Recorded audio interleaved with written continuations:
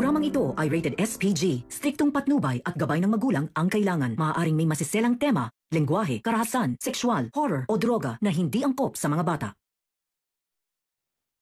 Niligtas ni Zoe ang daddy niyang si Robert. Alamin natin. Welcome back sa aking channel.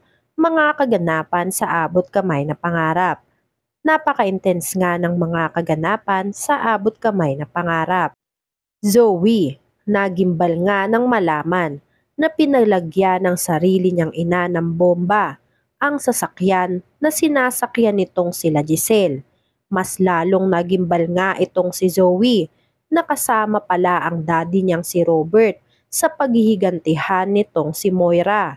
At any moment ay sasabog na nga ang bomba na inilagay ni Gilbert sa kotse ni Giselle at huli na ang lahat. Dahil nakaalis na sila Giselle, kasama na din nga ito ang peking kapatid niya na si Annalyn. At dahil nga sa plano nitong si Moira, ay nasira ang tiwala nitong si Zoe kay Moira. Galit na galit at halos isumpa na ni Zoe ang mami niyang si Moira dahil pinahamak lang daw ni Moira ang sarili niya kung sakaling may mangyaring masama kay Giselle, Robert at kay Annalyn dahil si Moira lang naman daw ang may motibo para gawin yun sa kanila. Galit na binantaan ni Zoe ang mami niyang si Moira na sa oras na may mangyaring masama sa daddy niyang si Robert ay hinding-hindi mapapatawad ni Zoe ang mami niyang si Moira dahil napakabait daw na tao ni Robert para madamay sa paghiganti ni Moira sa pamilya Tanyag. Kaya bakit sisisihin ni Moira ang pamilya Tanyag sa pagkamatay ni Madam Chantal, samantalang wala naman talaga silang ebidensya na makapagtuturo na sila talaga ang may kagagawan ng pandurukot, pagpapahirap at pagkawala ni Madam Chantal. At dahil sa pagbabanta ni Zoe, na handa daw itakwil ni Zoe ang sarili niyang ina kung sakaling may mangyaring masama sa daddy niyang si Robert, ay takot na takot si Moira. Nangangamba si Moira sa kung ano ang maaaring gawin nitong si Zoe kung sakaling madamay si Robert sa paghiganti ni Moira.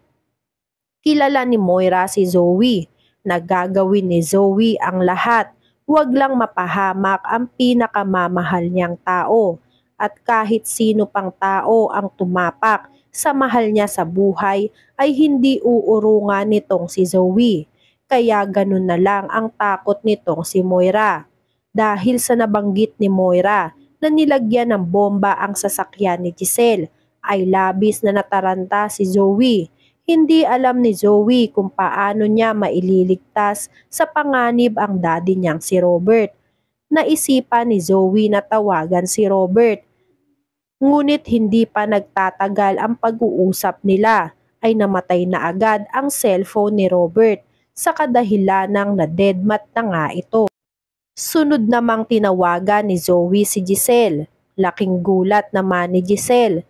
Dahil para saan ba at panay ang tawag nitong si Zoe. Ngayon naman ay kay Giselle ito nangungulit. At dahil nakulitan itong si Giselle ay dinedma at hindi na lang pinansin ni Giselle ang tawag ni Zoe. Bagkus ay inaya na niya si Robert na ipagpatuloy na ang pagdadrive nang makarating na sila sa restaurant na pupuntahan nila. Dahil gutom na daw itong si Giselle. Samantala, natataranta na nga din si Moira kung ano ang gagawin niya. Ayaw ni Moira na mawala ang anak niyang si Zoe sa kanya nang dahil lang sa paniningil nito sa pamilya Tanyag. Ayaw ni Moira na isumpa siya ni Zoe at mawalan siya ng anak. Kaya hanggat maaari ay kinakailangang pigilan ni Moira ang pasabog na gagawin niya sa pamilya Tanyag. Tinawagan ni Moira si Gilbert para itanong kung nakalagay na ba si Gilbert ng bomba na pinapalagay niya.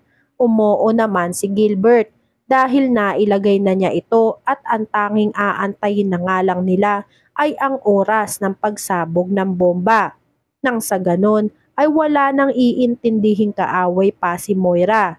Pero imbis nga na matuwa nga si Moira sa ibinalita ni Gilbert, ay agad-agad sinabi ni Moira kay Gilbert, humanap ka ng paraan para pigilan ang pagsabog ng bomba.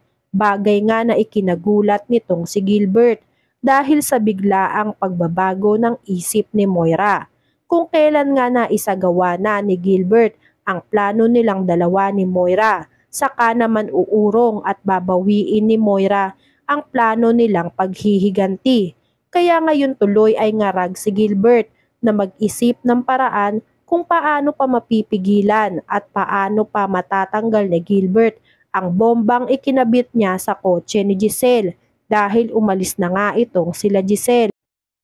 Nakaisip ng paraan si Gilbert kung paano mapapahinto ang sasakyan na sinasakyan nila Giselle at magkaroon ng pagkakataon na maalis muli ang bomba sa sasakyan nito.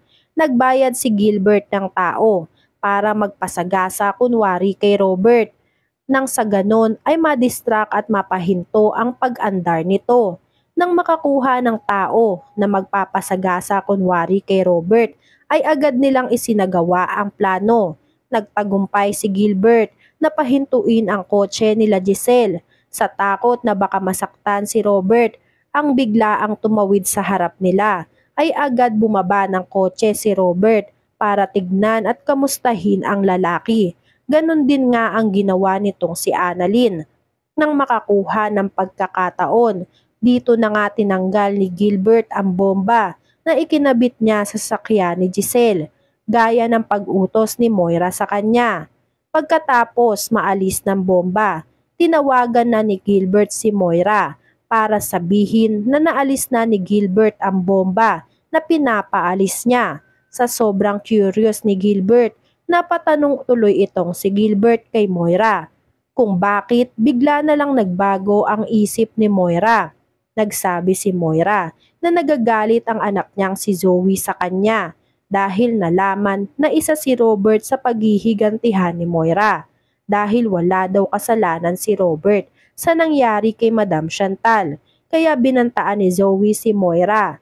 Gustong-gusto talaga sanang ituloy ni Gilbert ang pagpapasabog ng bomba para hindi na makapagsalita si Giselle na si Gilbert talaga ang may pakana kung bakit nabaril si Madam Chantal dahil hindi na sinta masyado ni Gilbert si Giselle, kaya si Madam Chantal ang natamaan nito.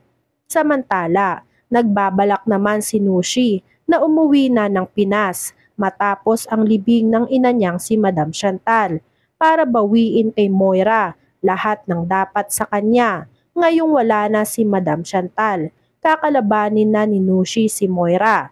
Mababawi pa kaya ni Nushi ang pagkatao niya kay Moira? Yan nga ang mga kaganapan at mga dapat nating abangan dito sa Abot Kamay na Pangarap. Kung gusto nyo pa ng mga gantong klaseng video, ay mag-subscribe at i-like itong video na to. Maraming salamat po. I got you!